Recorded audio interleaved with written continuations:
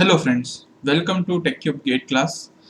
My name is Professor Vivek Singh Rathore and I am Assistant Professor in Government Engineering College, Bilaspur, Chhattisgarh. And in this video lecture series, I am dealing with Signals and System subject, and in which today is I think 27th lecture. And in module 4 we are dealing with Fourier transform for aperiodic signals, and till now we have completed two lectures, in which in the last lecture, if you have seen the last lecture, I have completed the Fourier transform of unit step signals, some standard signals we have seen, gate pulse we have seen, we have also seen the frequency shifting property and time shifting property. Okay, so till now we have completed this much. Now we'll move on and we'll see more properties of Fourier transform, and we'll see more Fourier transform for standard signals like that of triangular pulse, trapezoidal pulse, and sine pulse, cosine pulse, and we shall also see some property like duality property. Okay, and moreover we'll see some more properties like time scaling and frequency scaling property. So let's get started in our this lecture. If you are have not seen the earlier lecture, please go and see the previous lecture. The link of that lecture would be in description box, you can find it there. So let's get started with our topic. Okay, so let's get started. First of all, we will see our time scaling property. This is very important property of Fourier transform, time scaling, and as well as we'll see frequency scaling also. So we'll see time scaling and frequency scaling property. Okay, fine.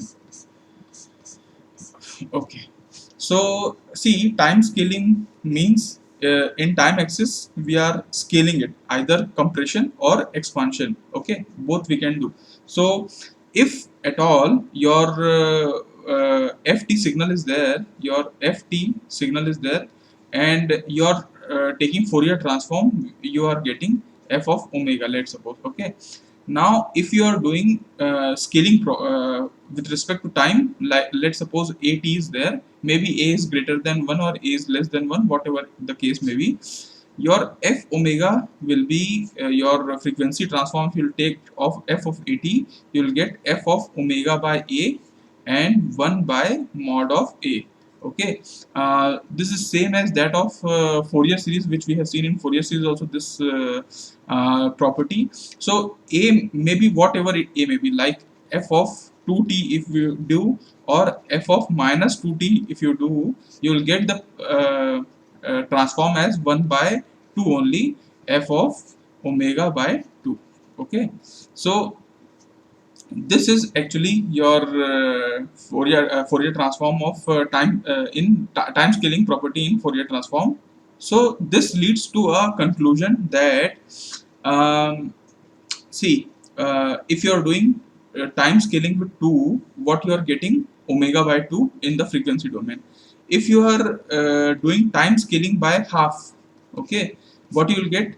You will get f of omega by half means 2 omega, and 1 by half means 2 here. So if you are scaling with half, means less than 1 value, you are getting 2 omega. So what conclusion we get, that if we are doing compression, okay, compression in time domain, अगर हम time domain में compression करते हैं, compression का मतलब आप समझ रहे हैं ना, कि जैसे टी को हम लोग टी को 2 से मल्टीप्लाई कर दिए, मतलब अगर आपको याद होगा, अगर आपका एफ ऑफ टी है, मान लीजिए एफ ऑफ टी आपका कुछ ऐसा है, -2 से 2, और आपने क्या कर दिया, एफ ऑफ 2t ले लिया, तो वो क्या हो जाएगा, -1 से 1 हो जाएगा, मतलब वो कंप्रेस हो जाएगा, है ना। तो अगर हम if we are doing compression in time domain, अगर हम कंप्रेशन कर रहे हैं टाइम डोमेन में, so what we are getting expansion in frequency domain. So if we are doing compression in time domain and we are taking Fourier transform, we will get expansion in frequency domain. So this rule you should remember, because ये question कई बार objective form में आता है कि time domain में compression से frequency domain में क्या अंतर आता है। तो आपको ये टाइम स्केलिंग प्रॉपर्टी से आपको ये समझ जाना है कि एफ ऑफ 2t करते हैं तो वो अब टाइम कंप्रेशन करते हैं, या फिर अगर आप इसको दूसरे भाषा में करेंगे कि अगर आप एक्सपांशन करेंगे जैसे एफ ऑफ हाफ टी आपने किया है ना, एफ ऑफ हाफ टी तो एक्सपांशन होता है, तो एक्सपांशन इन टाइम डोमेन करेंगे और उसका फ्रीक्वेंसी ट्रांसफॉर्म लेंगे आपका, ठीक है, फोरियर ट्रांसफॉर्म लेंगे तो आपको क्या मिलेगा, कंप्रेशन इन फ्रीक्वेंसी डोमेन। तो ये दोनों प्रॉपर्टी को आपको याद रखना है, चाहे आप इसमें कंप्रेशन करते हैं या फिर आप एक्सपांशन करते हैं, जस्ट उसका उल्टा वहां पे फ्रीक्वेंसी डोमेन में हो जाएगा। और सेम चीज फ्रीक्वेंसी में अगर आप कंप्रेशन करते हैं तो आपका एक्सपांशन होगा टाइम डोमेन में, जस्ट ये उल्टा चलता है एक दूसरे का, ठीक है। तो आपको टाइम स्केलिंग प्रॉपर्टी तो आपको मेरे ख्याल से थ्योरेटिकल समझ में आ गई। अब मैं आपको एक न्यूमेरिकल देके इसको समझाने की कोशिश करूंगा कि ये कैसे होता है अगर आप इसको न्यूमेरिकली सॉल्व करना चाहें। देखिए अगर आपको मान लीजिए एक सिग्नल दिया हुआ है, ऐसा कुछ सिग्नल है, ठीक है, ये आपका ऐसा सिग्नल है, ठीक, ये है आपका, लेट सपोज कि आप 0 से 4 तक ये सिग्नल है, ये वैल्यू 2 है और ये वैल्यू आपकी 1 है, ये सिग्नल है और इस सिग्नल को आपको बोला गया है कि ये सिग्नल एफ टी है। फिर आपको बोला जाता है कि आपको एक सिग्नल है, लेट सपोज ये और ये है ना, ये सिग्नल है, -3 से -2 की वैल्यू है और ये वैल्यू आपकी आ रही है, ठीक है, -2, ये मान लीजिए g ऑफ t है, ठीक है। तो अब आपको ये बोला जाता है कि इस सिग्नल का फोरियर ट्रांसफॉर्म अगर f ऑफ t का फोरियर ट्रांसफॉर्म आता है f ऑफ ओमेगा, तो फिर g ऑफ t का फोरियर ट्रांसफॉर्म क्या आएगा, ये आपके क्वेश्चन है। अब देखिए इसमें हम लोग क्या कर सकते हैं, हम कुछ प्रॉपर्टी लगा सकते हैं। हमको अभी इसका फोरियर ट्रांसफॉर्म नहीं निकालना है कायदे से, इसका फोरियर ट्रांसफॉर्म तो आपको क्वेश्चन में दे रखा है कि एफ ऑफ ओमेगा है, जो भी है इसका वैल्यू वो एफ ऑफ ओमेगा है, तो आपको जी ऑफ ओमेगा बेसिकली निकालना है। तो देखिए अगर आप g ऑफ t की बात करेंगे, g ऑफ t को, तो आपको ऐसा लगता है क्या कि g ऑफ t अगर आप f ऑफ t के टर्म्स में देखेंगे तो f ऑफ t, जैसे ये f ऑफ t क्या है, 0 से 4 है ना, आपका जो विड्थ है उसका 4 है और इसका जो विड्थ है -2 से -3 1 है। तो कहीं ना कहीं जो g ऑफ t है, ठीक है, अगर मैं इसको आपको ऐसा लिख लेता हूँ, f ऑफ t को आप ऐसा कर सकते हैं कि, या फिर आप सॉरी g ऑफ t को आप ऐसा लिख सकते हैं, g ऑफ t को आप ऐसा लिख सकते हैं कि f ऑफ t में क्या कर दिए हम, पहले तो f ऑफ t को कंप्रेस कर दिए ताकि वो 0 से 1 के रेंज में आए, इसका विड्थ 1 हो जाए, तो हम लोग इसको f ऑफ 4t कर सकते हैं। जैसे एफ टी में अगर अपन कंप्रेशन लगाते हैं 4 का, तो क्या होगा कि ये हर वैल्यू पे 4 से डिवाइड होता चला जाएगा और ये वैल्यू 0 से 1 हो जाएगा, है ना। तो एफ ऑफ, अगर अपन सिर्फ एफ ऑफ 4t करें तो आपका कैसा सिग्नल मिलेगा, आपको सिग्नल यहाँ पे मैं ड्रॉ करता हूँ, कुछ ऐसा 0 से 1 तक ही जाएगा, ये मैग्नीट्यूड तो सेम रहेगा। तो एफ ऑफ 4t करने से ये फायदा मिलेगा। अब आपको ये सिग्नल चाहिए है ना एफ ऑफ t से, तो आप क्या करिएगा कि इस सिग्नल को आप शिफ्ट कर दीजिए। कितना शिफ्ट करेंगे, ठीक है, जैसे ये सिग्नल को हम लोग शिफ्ट करते हैं इधर, अगर 3 से हम लोग एडवांस शिफ्ट करते हैं आपका लेफ्ट हैंड साइड, तो आपका आएगा, तो यहाँ पे अपन क्या करते हैं, टी में ही सिर्फ शिफ्ट करना है, 4t में शिफ्ट नहीं करना है, टी में ही शिफ्ट करना है, क्योंकि कोई भी चीज जब ऑपरेशन होता है तो हमेशा टी में होता है, ठीक है। तो आप 4t पहले कर लिए, अब आपको क्या करना है, टी ऑफ +3 करना है ना। टी ऑफ +3 करेंगे तो ऑब्वियसली बात है कि ये जो सिग्नल है ये इधर शिफ्ट हो जाएगा, तो अब हमारे पास क्या वैल्यू आएगी, ये टोटल जो सिग्नल है ऐसा आ जाएगा, और 3 शिफ्ट हुआ होगा तो ये होगा -3 और ये -2। अब आपको चाहिए ये सिग्नल, तो आप इसका उल्टा कर लीजिए, तो आप क्या कर लिए, इसमें माइनस साइन लगा दीजिए, तो फाइनल जो हमारा सिग्नल आएगा वो आपका ये वाला सिग्नल आ जाएगा। तो अल्टीमेटली हम इसको मैं फिर से अच्छे से लिख लेता हूँ कि अगर आपको g ऑफ t चाहिए, g of t, if you are looking for a g of t in terms of f of t, what you will do a magnitude reversal, you will do of time scaling property and as well as will do shifting property. Now अगर इसका bracket हम खोल दें तो ये आ जाएगा 4 3 12, तो हम टोटल अगर ऐसा करते हैं तब हमको ये टोटल g ऑफ t मिलेगा। अब आपको क्या करना है, क्वेश्चन में आपको बोलता है कि g ऑफ ओमेगा आपको निकालना है बेसिकली, लेकिन आपको पता है कि f ऑफ t का जो फोरियर ट्रांसफॉर्म होता है वो f ऑफ ओमेगा होता है, तो f ऑफ -4t + 12 का क्या होगा, तो अब देखिए आपको थोड़ा सा time scaling, time shifting, magnitude reversal सब प्रॉपर्टी आपको लगानी होगी इसमें, तो चलिए लगा के देखते हैं, ठीक है। तभी इसको अभी अब हम लोग क्वेश्चन मार्क मानते हैं और हम निकालते हैं एफ ऑफ टी का अगर Fourier transform F of omega होता है तो F of minus F of 4t plus 12 का क्या फोरियर ट्रांसफॉर्म होगा, ये अभी हमारे पास उद्देश्य है खोजना। तो हम क्या करते हैं, देखिए धीरे धीरे एक एक बाय एक एक स्टेप लेके चलते हैं, है ना। पहले हम लोग क्या करते हैं, एफ ऑफ टी प्लस 12 का फोरियर ट्रांसफॉर्म निकालते हैं। अगर एफ ऑफ टी का Fourier transform F of omega है तो एफ ऑफ टी प्लस 12 का फोरियर ट्रांसफॉर्म क्या होगा, F of omega E to the power J omega 12, ये होगा।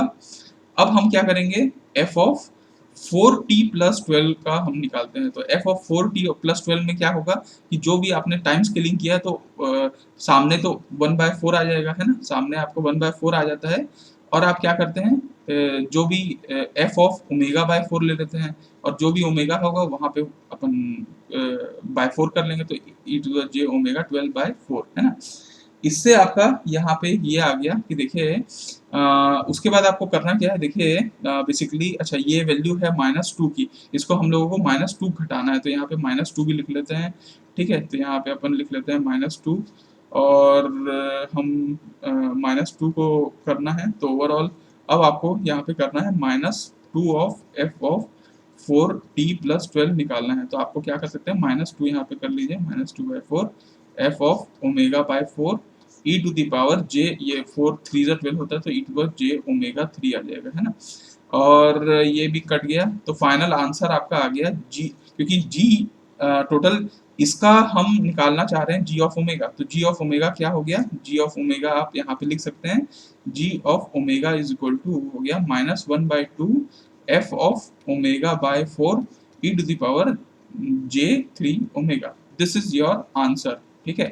देखिए कितना आसान है, अगर आपको प्रॉपर्टीज याद है आपके फोरियर ट्रांसफॉर्म की, तो आपको निकालना इतना आसान हो जाता है, क्योंकि अल्टीमेटली क्या करना है, बस प्रॉपर्टी का तो हमको यूज करना है।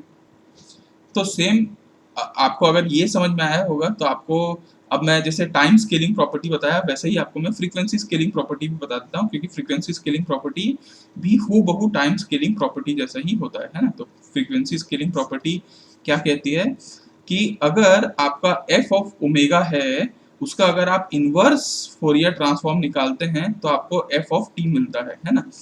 तो अगर आप फ्रीक्वेंसी में स्केलिंग करते हैं, let's suppose A of omega करते हैं, A may be greater than 1, A may be less than 1, कुछ भी हो, आप उसका इनवर्स फोरियर ट्रांसफॉर्म निकालते हैं तो आपको वही मिलता है 1/mod of A F of T by A, जैसा आपको वहां पे दिख रहा था टाइम स्केलिंग प्रॉपर्टी में। तो ऐसा ही हुआ ना आखिर में, अगर आप यहाँ पे ए इज ग्रेटर देन 1 करेंगे तो आपका कंप्रेशन होगा, compression will lead to expansion. तो अगर आपका यहाँ पे भी हम ये लिख सकते हैं कि कंप्रेशन इन फ्रीक्वेंसी डोमेन, अगर आप फ्रीक्वेंसी डोमेन में कंप्रेशन कर रहे हैं तो आपका टाइम में क्या हो रहा है, एक्सपांशन, एक्सपांशन इन टाइम डोमेन, है ना, टाइम डोमेन में आपका एक्सपांशन हो रहा है। और सेम चीज हो रहा है कि अगर आप एक्सपांशन कर रहे हैं, ठीक है, एक्सपांशन इन फ्रीक्वेंसी डोमेन, तो आपको क्या मिल रहा है, compression, compression in time domain. तो ये आपको इतनी प्रॉपर्टी आपको याद रखनी है ना, इतनी प्रॉपर्टी आपको याद रखनी है जिससे आपको क्वेश्चन आसानी से बन जाता है, ठीक। अब आपको मैं टाइम शिफ्टिंग और फ्रीक्वेंसी शिफ्टिंग प्रॉपर्टी तो मैं पिछले लेक्चर में कंप्लीट करा ही दिया था। अब हम लोग क्या करते हैं, एक आध कुछ क्वेश्चन लेते हैं जिससे आपको और क्लियर हो सके कुछ वो, तो हम ज़्यादा से ज़्यादा न्यूमेरिकल सॉल्व करेंगे तो और अच्छा फायदे है। तो आपको एक क्वेश्चन मैं लेके चलता हूँ, चलिए आप फोरियर ट्रांसफॉर्म निकालिए, एक सिग्नल आपको दिया है एफ ऑफ टी, और आपको बोल रहा है e to the power -5 of mod T into sine of मान लीजिए 10t दिया है ना। ये आपको दिया है क्वेश्चन में, और आपको बोलता है कि इसका भैया फोरियर ट्रांसफॉर्म निकालना है। तो आप मेरे ख्याल से उम्मीद है मेरे को कि आप शायद निकाल सकते हैं। एक क्वेश्चन को मैं करके आपको शायद बताऊं। देखिए बेसिकली ये एक सिग्नल है और ये एक सिग्नल है, दोनों का मल्टीप्लिकेशन हो रखा है। इसमें हम कौन सी प्रॉपर्टी लगा सकते हैं, पहली बात तो ये है कि आपको ये पता है कि एफ ऑफ टी अगर Fourier transform F of omega देता है, तो अगर आप कोई भी सिग्नल में एफ ऑफ टी में अगर आप साइन मल्टीप्लाई कर देते हैं, sine of let suppose omega T कुछ भी आप मल्टीप्लाई करते हैं, तो होगा क्या, मान लीजिए sine of omega naught multiply करते हैं, क्योंकि ओमेगा तो अपन ले ही रहे हैं, तो आपका क्या होगा, कोई भी सिग्नल में अगर आप साइन मल्टीप्लाई करते हैं तो वो क्या होता है, मैग्नीट्यूड उसका 1/2j हो जाता है, और आप क्या करते हैं फ्रीक्वेंसी में F of omega minus omega naught करते हैं, minus F of omega plus omega naught करते हैं। ये एक प्रॉपर्टी है जो हम लोगों ने फ्रीक्वेंसी टाइम शिफ्टिंग प्रॉपर्टी में भी देखी, ठीक है। अगर आप यही सेम सिग्नल को एफ ऑफ टी को cos of omega not T के साथ मल्टीप्लाई करते हैं तो आपको क्या मिलता है, एम्पलीट्यूड का आधा और F of omega minus omega naught plus F of omega plus omega naught, ठीक है। ये हम लोगों ने मेरे ख्याल से पिछले लेक्चर में या उसके पिछले लेक्चर में हम लोगों ने इसको प्रूफ किया है कि कैसे ये आता है e to the power J omega not T plus e to the power minus j omega not T divided by 2 का जो हम फोरियर ट्रांसफॉर्म लेते हैं तो कुछ ऐसा मिलता था। तो यहाँ पे आपको ये दो प्रॉपर्टी आपको तो याद रखनी है ना, ये बहुत इंपॉर्टेंट है। आप लोगों को मैं जब पढ़ाया था तो ये भी बोला था कि ये कम्युनिकेशन में बहुत इस्तेमाल होता है। जब आप एम्पलीट्यूड मॉड्यूलेशन वगैरह करते हैं तो आपको ये प्रॉपर्टी काफ़ी देखने को मिलती है ना, तो इसको आपको याद रखना है। अब इसी प्रॉपर्टी से हम ये वाला क्वेश्चन भी बना लेंगे, देखते हैं कैसे बनाते हैं। चलिए, आपको क्वेश्चन में दे रहा है कि e to the power minus 5 of mod T और आपको साइन ऑफ 10t आपको बोल रहा है ना। तो अपन ये मानते हैं कि चलिए ये वाला जो सिग्नल है ये अपना एफ ऑफ टी है और ये क्या किए हैं, एफ ऑफ टी में हम साइन टी 10t मल्टीप्लाई कर दिए। तो पहले अपन क्या करते हैं, sine of F of T into sine of 10t अपन निकालते हैं, है ना। तो बेसिकली देखिए, पहले तो एफ ऑफ टी का एफ ऑफ ओमेगा निकालना जरूरी है कि एफ ऑफ टी का Fourier transform F of omega होता है। तो एफ ऑफ टी का इसका फोरियर ट्रांसफॉर्म क्या होगा, e to the power minus 5 of mod T का। तो आपको पता है कि मैंने आपको बताया था e to the power minus A mod T का क्या होता है फोरियर ट्रांसफॉर्म, ये हम लोगों ने फर्स्ट लेक्चर में ही इस मॉड्यूल के कंप्लीट किया था। वो है 2a बाय ए स्क्वायर प्लस ओमेगा स्क्वायर होता है ना। अगर आपको याद नहीं आ रहा है तो आप प्रीवियस लेक्चर देख के आइए, तब आपको क्लियर होगा ये चीज़ें, है ना। तो यहाँ पे भी क्या होगा, 2 इंटू ए क्या है 5, तो यहाँ पे आ जाएगा 2 into 5 by 5 square plus omega square. ये आपका e to the power minus 5t आ गया। अब आप क्या किए, e to the power minus 5 mod T में आपने क्या कर दिया, साइन ऑफ 10t मल्टीप्लाई कर दिया। तो कोई भी सिग्नल में आपने sine omega not T multiply करते हैं तो फ्रीक्वेंसी में क्या होता है, उसका 1/2j हो जाता है ना। तो 1/2j हो जाएगा, 5 2 10, तो यहाँ 10 अपन लिख लेते हैं। और उसके बाद क्या होगा कि उस सिग्नल में ओमेगा की वैल्यू में चेंजेस आएगा, जैसे 5 स्क्वायर प्लस ओमेगा माइनस 10 का होल स्क्वायर प्लस आपका, अच्छा ये साइन है इसलिए माइनस 1/5 स्क्वायर, ठीक है, माइनस ओमेगा प्लस 10 का होल स्क्वायर। ये आपका आ गया। तो आप इसको सॉल्व कर सकते हैं और ये आपका फाइनल आंसर आ जाएगा इस मेथड में। तो देखिए, फूरियर ट्रांसफॉर्म सॉल्व करना बहुत ही आसान है। क्वेश्चन सॉल्व करना आपको बस प्रॉपर्टी याद होनी चाहिए। जैसे इतने बड़े बड़े सिग्नल्स का आपको फूरियर ट्रांसफॉर्म निकालने बोलेगा तो आप इंटीग्रेशन से जाएंगे तो आपकी तो हालत ही खराब हो जाएगी। लेकिन आप इंटीग्रेशन से मत जाइए, ठीक है। अगर आपको प्रॉपर्टी याद है तो प्रॉपर्टीज पे आप कमांड बना लीजिए, प्रॉपर्टीज को आप एकदम दिमाग में बैठा लीजिए।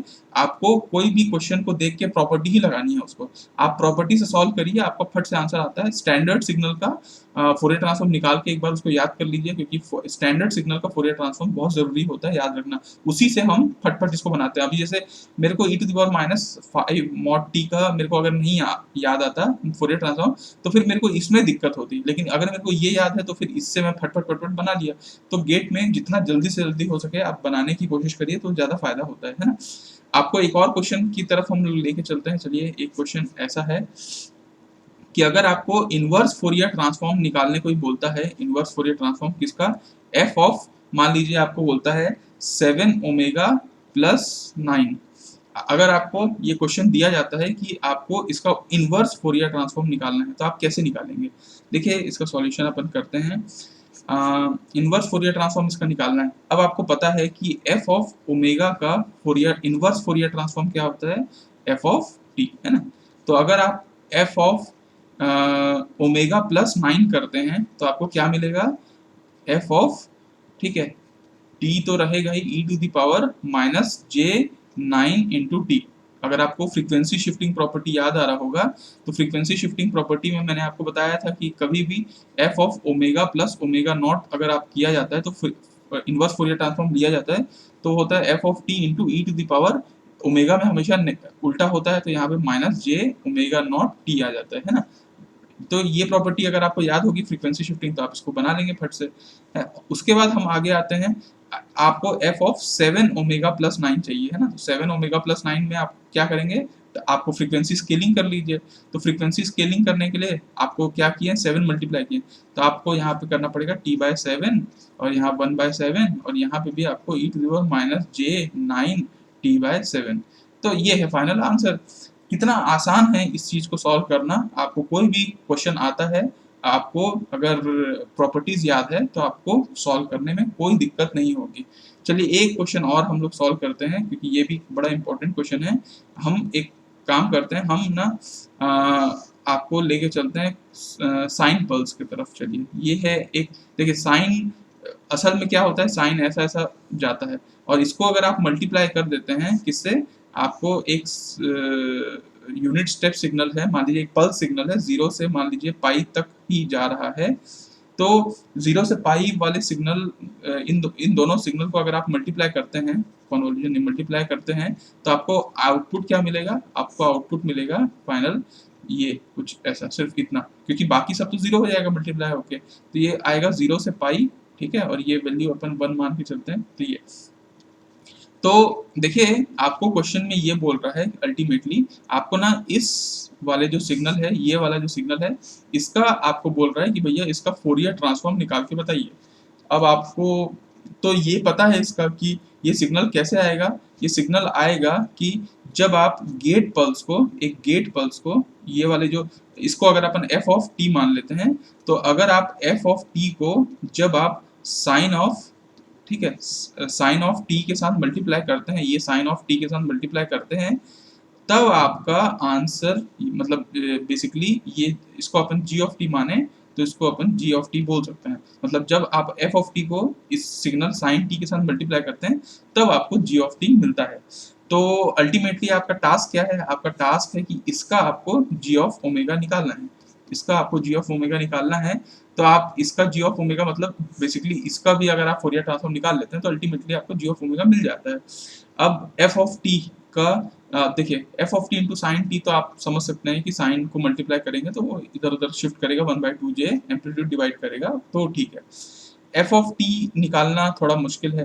मुश्किल क्या है, f ऑफ t आपको निकालना आना चाहिए। तो f ऑफ t निकालने का सबसे अच्छा आसान तरीका है, देखिए आपको ये है f ऑफ t 0 से पाई के रेंज में 1, इसका आपको फोरियर ट्रांसफॉर्म निकालना है। क्या आपको पिछले लेक्चर में मैंने ये भी बताया था कि गेट पल्स मान लीजिए -t/2 से t/2 अगर जा रहा है और एम्पलीट्यूड 1 है, तो इसका फोरियर ट्रांसफॉर्म क्या आता है, लेट सपोज ये आपका a है, तो आपका सामने आता है एरिया, तो एरिया a इंटू टी होता है, सिंक फंक्शन होता है, सिंक फंक्शन, और आता है omega into width divided by 2, तो विड्थ क्या है, t है, तो t/2 आ जाता है। ये इस सिग्नल का, गेट पल्स का ये फोरियर ट्रांसफॉर्म आता है।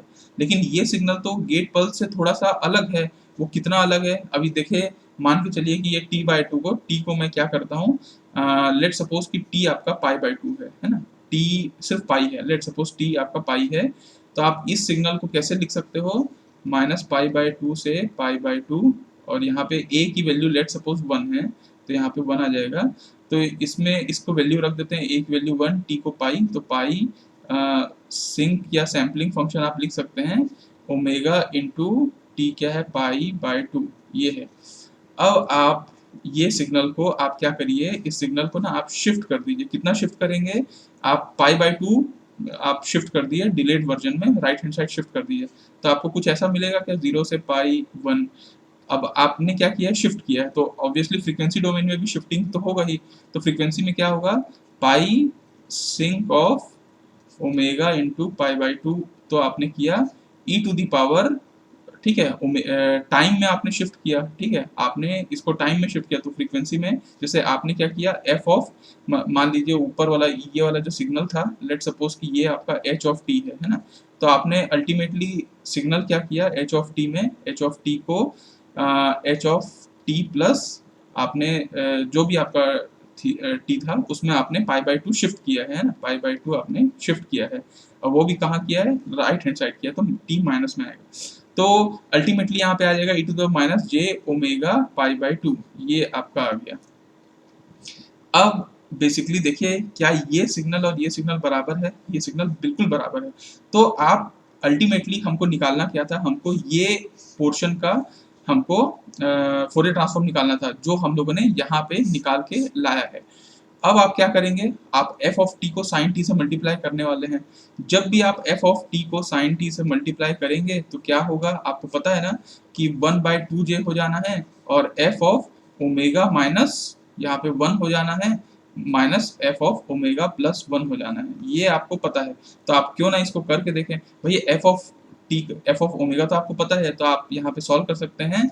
इस वैल्यू को यहाँ पे आप लिख दीजिए 1/2j कर दीजिए, पाई सामने था तो पाई आप मल्टीप्लाई कर दीजिए, सिंक ऑफ, ठीक है। और आप वैसे तो e to the power minus, हाँ ये भी आप कर सकते हैं, सिंक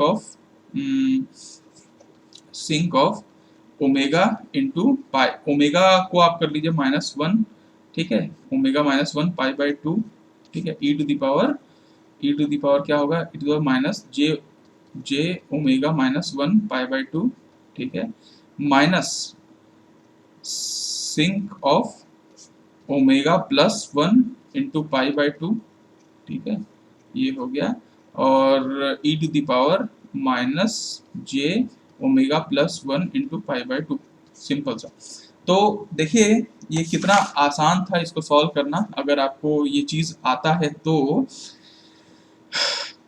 देखिए, अगर आपको कोई ऐसा सिग्नल दे दिया है, अचानक से आपके एग्जाम में आता है ऐसा सिग्नल, अगर ये सिग्नल आपको दिया है तो ये सिग्नल आपको बेसिकली लगेगा कि ये कितना टफ है इसको सॉल्व करना, लेकिन ये क्वेश्चन टफ नहीं है सॉल्व करना। अगर आपको प्रॉपर्टी आती है तो प्रॉपर्टी से इसको आसानी से आप दो सिग्नल को मल्टीप्लाई करिए और उसका प्रॉपर्टी निकाल के आपको इसका सॉल्यूशन निकालना है। तो ऐसा कुछ है आपका time scaling property, time shifting property, frequency scaling, frequency shifting property.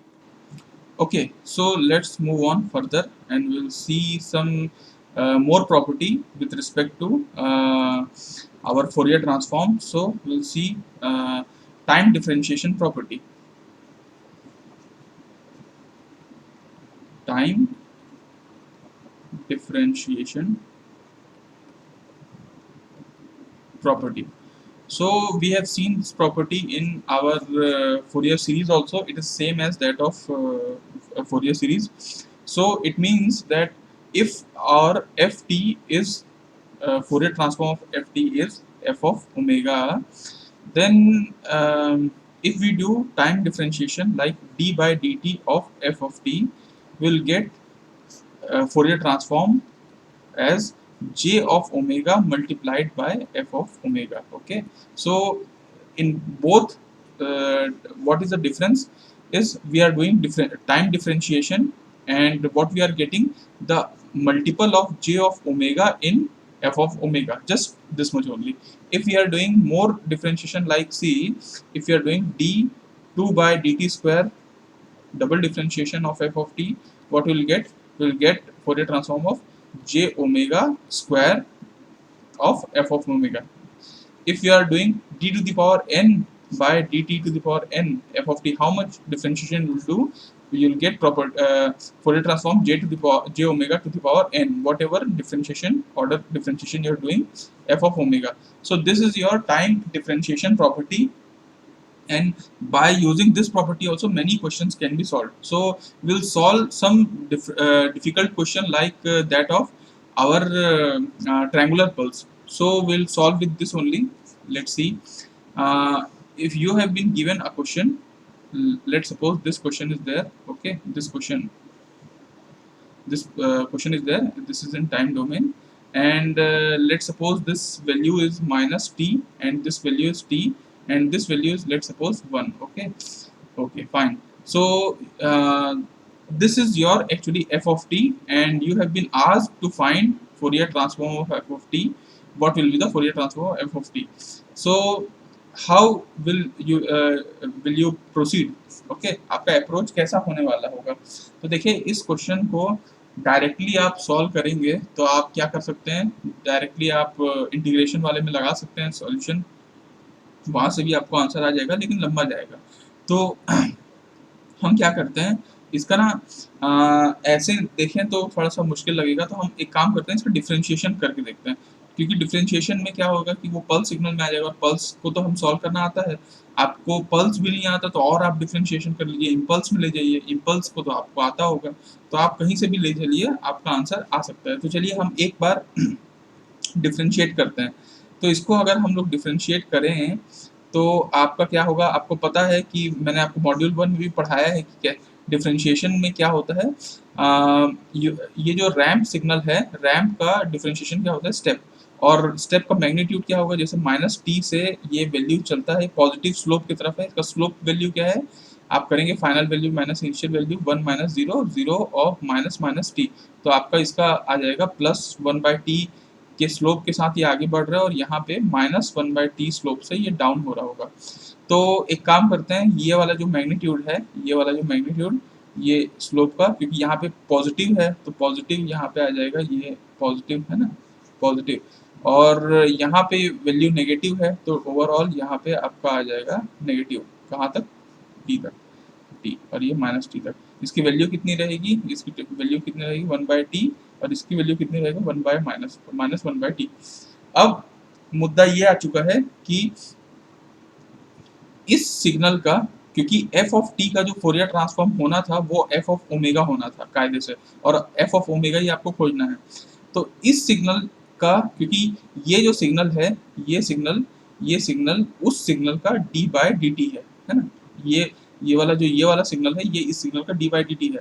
तो कायदे से इसका जब फोरियर ट्रांसफॉर्म आप निकालेंगे तो आएगा जे ओमेगा ऑफ एफ ओमेगा, मतलब इसका जो भी फोरियर ट्रांसफॉर्म होगा कायदे से वो जे ओमेगा इंटू एफ ओमेगा होगा, क्योंकि अल्टीमेटली इस एफ ऑफ टी का हम Fourier D by d T किए हैं।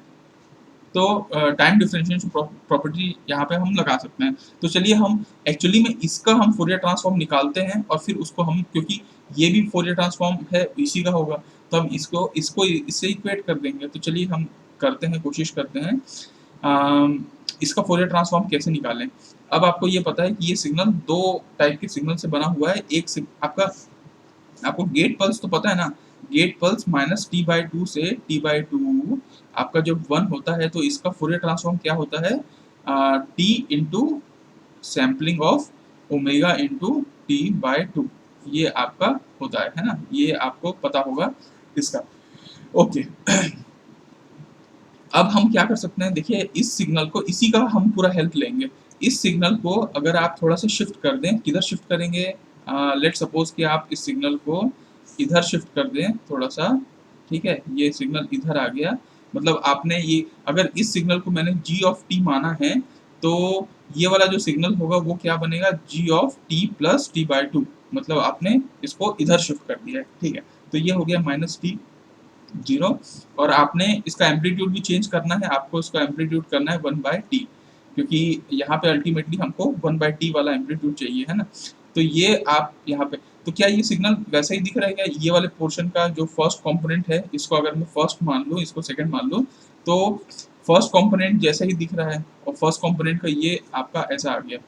आपसे इसका फोरियर ट्रांसफॉर्म क्या होगा, ठीक है, इसका, ठीक है, अपन क्या करते हैं बाद में अपन देखेंगे।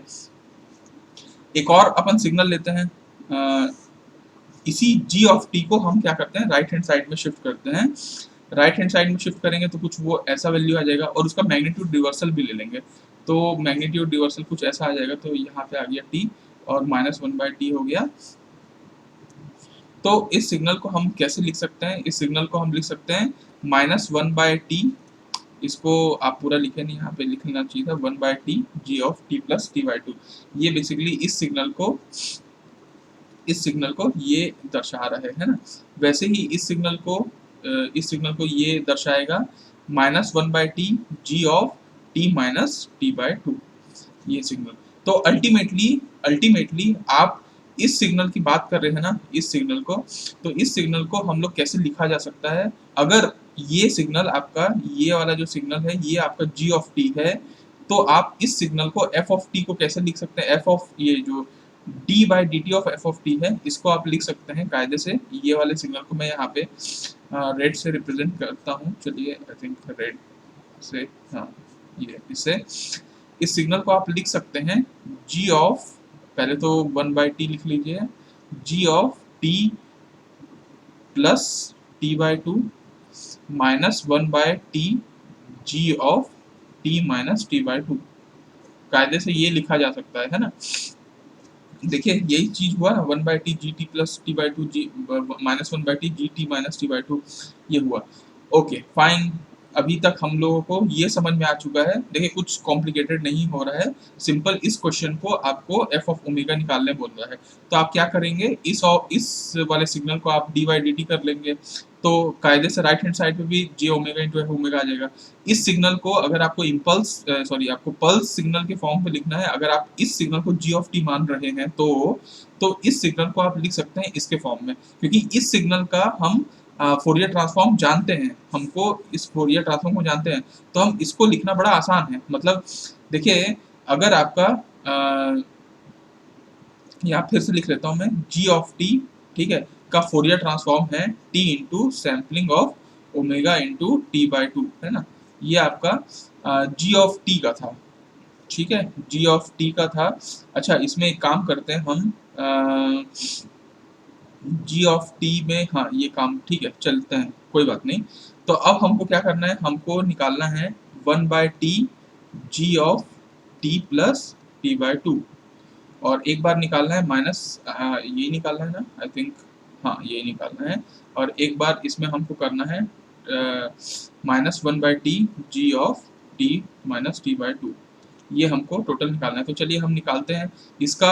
अगर जी ऑफ टी का फोरियर ट्रांसफॉर्म ये होता है तो 1/t का क्या होगा, 1/t G T plus T by to, मतलब आपको करना पड़ेगा 1/t तो है सामने, आपको t मल्टीप्लाई है sampling of omega into omega into T by two e to the power j into omega into T by two, यही आपको करना है। आपको मालूम है ना कि फोरियर ट्रांसफॉर्म एफ टी अगर एफ ऑफ ओमेगा होता है तो F of T plus t क्या होता है, F of omega into e to the power J omega t, ये आपका टाइम शिफ्टिंग प्रॉपर्टी है।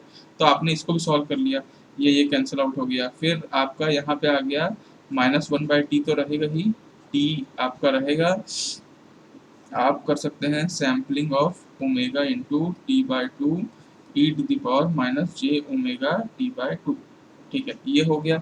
तो अल्टीमेटली जो आपका सिग्नल था, जो आपका ये वाला सिग्नल था, ये वाला सिग्नल, ये दोनों का एडिशन है ना, दोनों सिग्नल का एडिशन है। तो अल्टीमेटली आपका जो एफ ऑफ टी है, या आप d by d t f of t जो है, अल्टीमेटली इन दोनों का समीशन है 1/t ji of T plus T by two minus 1/t ji of T minus T by two का अगर आप फोरियर ट्रांसफॉर्म निकालेंगे तो ये बन जाएगा आपका सैम्पलिंग ऑफ, एक काम करते हैं क्या, sampling of omega into T by two को कॉमन ले लेते हैं, और यहाँ पे आपका आ जाएगा e to the power J omega T by two minus e to the power minus j omega T by to.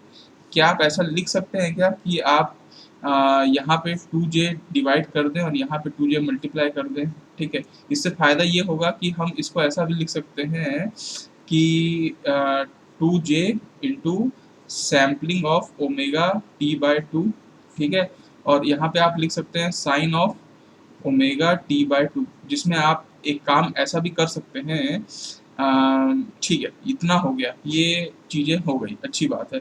लेकिन आपको मैंने पहले भी बताया है कि इसको इक्वेट किससे करना है, असल में एक्चुअली इससे इक्वेट करना है, क्योंकि असल में इस सिग्नल का फोरियर ट्रांसफॉर्म ये भी होता है, और हम लोगों ने जो निकाला है वो है, तो दोनों को इक्वेट कर सकते हैं ना अपन। तो यहाँ पे अपन लिख लेते हैं जे ओमेगा एफ ऑफ ओमेगा, क्योंकि हमको अल्टीमेटली तो एफ ऑफ ओमेगा ही चाहिए, तो जे ऑफ ओमेगा को इधर ले जाइए, तो आपका आ जाएगा 2j by j omega into sampling of omega T by two into sine of omega T by two. अब आप इसको ऐसे सॉल्व कर सकते हैं, देखिए इसको आप करें जे जे कैंसिल, टू तो है, एक काम करते हैं हम, sampling of omega T by two है, ठीक है, sampling of omega T by two, एक मिनट, हाँ sampling of omega T by two है, यहाँ पे आपका है sine of omega T by two, इसको हम लोग नीचे, ओमेगा तो है ही, तो ओमेगा तो रहता ही है, एक काम करते हैं टी हम लोग नीचे जोड़ देते हैं यहाँ पे, टी यहाँ पे नीचे जोड़ देते हैं और सामने भी टी यहाँ पे जोड़ देते हैं, ठीक है। और ये जो ऊपर का टी है उसको अपन एक काम करते हैं नीचे ले जाते हैं, उसको हम लोग एक काम करते हैं नीचे ले जाते हैं। तो आपको यहाँ पे दिखेगा कि यहाँ पे क्या हो रहा है, T into sampling of omega T by two, और इसको भी आप लिख सकते हैं sampling of omega T by two, जिसको आप शॉर्ट फॉर्म में लिख सकते हैं T into sampling square omega into T by two. देखिए अब असल में ये एफ ऑफ ओमेगा आ गया, यही हम निकालना चाह रहे थे। मतलब अगर मैं आपको फिर से रियल टर्म में बताऊं तो एक सिग्नल आपको दिया गया था ये माइनस टी से टी, है ना, और यहाँ वन था, इसका आपको फोरियर ट्रांसफॉर्म निकालने बोला था। उसका फोरियर ट्रांसफॉर्म क्या निकल के आया, ये निकल के आया T of sampling square omega T by two. हाँ, तो आपको याद होगा कि हमने एक गेट पल्स निकाला था माइनस टी बाई टू से टी बाई टू, और इसका फोरियर ट्रांसफॉर्म आया था T of sampling of omega T by to. यहाँ पे जो टी बाई टू था ये विड्थ बाय टू था, यहाँ पे भी जो टी बाई टू है ये विड्थ बाय फोर है। तो यहाँ पे आपको, यहाँ पे मैं लिख के बता देता हूँ कि ये वाला जो टर्म है ये रिप्रेजेंट कर रहा है इस के विड्थ बाय फोर पे। आप देख लीजिए यहाँ पे टू टी है, टू टी का फोर करेंगे डिवाइड करेंगे तब आपको टी बाई टू मिलेगा। और ये जो पार्ट है ये हमेशा एरिया को रिप्रेजेंट करता है, तो आप इसका एरिया निकाल सकते हैं। एरिया निकलेगा हाफ इंटू बेस, बेस मतलब two t into height one, तो आपको निकल जाएगा टी, है ना। तो यहाँ पे भी यही बताया गया था कि ये वाला जो चीज़ है वो एरिया को रिप्रेजेंट करता है, और ये वाला जो है ये विड्थ बाय टू को रिप्रेजेंट करता है ना। यहाँ पे विड्थ टी है, टी बाय टू अपन कर दिए। तो गेट पल्स का फोरियर ट्रांसफॉर्म ऐसा होता है, और आपका ट्रायंगुलर पल्स का ऐसा होता है। ये ट्रायंगुलर पल्स भयंकर इंपॉर्टेंट है, इसीलिए ये क्वेश्चन देखिए हम कहाँ से निकाले हैं। अगर आपको ये वाला मेथड नहीं समझ में आता है तो आप एक काम करिए इसका, और ये जो मैंने आपको बताया ना कि ये सिग्नल है, इसका एक और डिफरेंशिएशन कर लीजिए तो आपको इम्पल्स के फॉर्म में मिल जाएगा। फिर इम्पल्स से आप क्या करिए, इक्वेट कर उसका फोरियर ट्रांसफॉर्म निकालिएगा और उसको जे ओमेगा स्क्वायर एफ ओमेगा से इक्वेट करिएगा, तो आपका आंसर आ जाएगा। अल्टीमेटली आंसर यही आना है, क्योंकि ट्रायंगुलर पल्स का जो फोरियर ट्रांसफॉर्म होता है वो यही होता है T area into sampling of square into omega, अंदर में omega into width by four, यही इसका मेन पोर्शन होता है। तो ऑब्जेक्टिव के क्वेश्चन में कभी भी अगर आपको कोई बोलता है कि भैया ऑब्जेक्टिव के क्वेश्चन में आपको कोई अचानक से, जिससे मान लीजिए आपको ये सिग्नल दिया हुआ है, लेट सपोज आपको एक क्वेश्चन में दिया है, ये बोल रहा है माइनस फोर फोर और ये आपको टू दिया हुआ है ना। आपको बोलता है कि इसका फोरियर ट्रांसफॉर्म निकालिए, है ना, इसका फोरियर ट्रांसफॉर्म। तो आप क्या करेंगे, आपको स्टैंडर्ड पता है ना, स्टैंडर्ड, तो स्टैंडर्ड के हिसाब से सामने क्या आता है, मैग्नीट्यूड में एरिया आता है। तो आप एरिया निकाल लीजिए, हाफ इंटू बेस, बेस कितना है 8 इंटू हाइट कितना है 2, तो आपको आ जाएगा 8। तो यहाँ पे 8 आप लिख लीजिए, सैम्पलिंग स्क्वायर लिख दीजिए, ओमेगा कर लीजिए, और विड्थ बाय 4 होता है ना। तो विड्थ कितना है 8, 8 डिवाइडेड बाय 4 करेंगे तो कितना होता है 2। तो यहाँ पे आ जाएगा, इसका आंसर होगा 8 सैम्पलिंग स्क्वायर 2 ओमेगा, ये है इसका आंसर। देखिए अगर आपको स्टैंडर्ड वाला सिग्नल का फोरियर ट्रांसफॉर्म निकालना आता है, आपको अगर याद हो गया है, तो आपको कितना आसानी से 2-3 स्टेप में आपका आंसर आ गया, ठीक है। नहीं तो आप क्या करते हैं, सॉल्व करते रहते। तो आपको बेसिक समझना चाहिए, उसके बाद आपको सॉल्व करना चाहिए, ठीक है। ओके, तो मेरे ख्याल से ये वाला पोर्शन आपको कंप्लीट होता है। इसके बाद मैं कोशिश करूंगा, चलिए एक आध क्वेश्चन आपको मैं होमवर्क की तरह दे देता हूँ। आप ज़रूर टेलीग्राम ग्रुप में अगर एडेड होंगे तो आप इस क्वेश्चन का सॉल्यूशन मेरे को बताइएगा कि अगर मान लीजिए एक सिग्नल है आपका, मान लीजिए ये सिग्नल है, ठीक है, ये 0 से 4 आपका वैल्यू है, और ये मान लीजिए 1 है ना। ये सिग्नल को अगर मैं एफ ऑफ टी बोल रहा हूँ, ठीक है, तो एक काम करिए, इस सिग्नल को बेसिकली आप क्या निकालिए, इसका इस सिग्नल का फोरियर ट्रांसफॉर्म आप निकालिएगा, फोरियर ट्रांसफॉर्म, ठीक है। ये आपका होमवर्क हुआ। ये होमवर्क आप टेलीग्राम ग्रुप में आप इसका सॉल्यूशन करिए, और सॉल्यूशन का स्नैपशॉट खींच के आप उसको टेलीग्राम में डालिएगा, मैं ज़रूर देखूंगा उसको, और फिर मैं वहाँ आपको बता दूंगा कि सही है कि गलत। अगर आपका गलत होगा तो वहाँ पे मैं आपको सही सॉल्यूशन पोस्ट कर दूंगा, ठीक है। तो ये आपका इस लेक्चर के लिए होमवर्क रहेगा। फिर मिलेंगे हम लोग नेक्स्ट लेक्चर में। और आज हम लोगों ने टाइम डिफरेंशिएशन प्रॉपर्टी देखी, लेकिन आप एक चीज़ याद रखिएगा, टाइम डिफरेंशिएशन प्रॉपर्टी आप हर किसी में नहीं लगा सकते। जैसे मैंने आपको फोरियर सीरीज में भी बोला था वही सेम चीज़ मैं आपको यहाँ पे भी बोलूँगा कि भैया बड़े बड़े जैसे टफ सिग्नल्स हैं, टफ सिग्नल को आप क्या करेंगे कि फोरियर ट्रांसफॉर्म लगा टाइम डिफरेंशिएशन लगा लगा के आपको जे ओमेगा ही तो करना है, या जे ओमेगा स्क्वायर जो भी करना है आपको, आप वहां से सॉल्व कर लेंगे। लेकिन आपको मैं बता देता हूँ कि डिफरेंशिएशन हमेशा जैसे डीसी सिग्नल का डिफरेंशिएशन जीरो होता है ना। तो अगर आपको कहीं पे कहीं डीसी पोर्शन है उसको भी आप डिफरेंशिएट कर रहे हैं और वो जीरो पोर्शन आ रहा है तो उसका कोई वैल्यू नहीं होगा, है ना। हाँ, तो वही मैं आपको कहना चाह रहा हूँ कि अगर आपका एफ ऑफ टी में मतलब ये टाइम डिफरेंशिएशन प्रॉपर्टी हर जगह नहीं लगाई जा सकता। अगर कोई जैसे मान लीजिए ये सिग्नल में हम टाइम डिफरेंशिएशन प्रॉपर्टी लगा दिए, कोई दिक्कत नहीं है।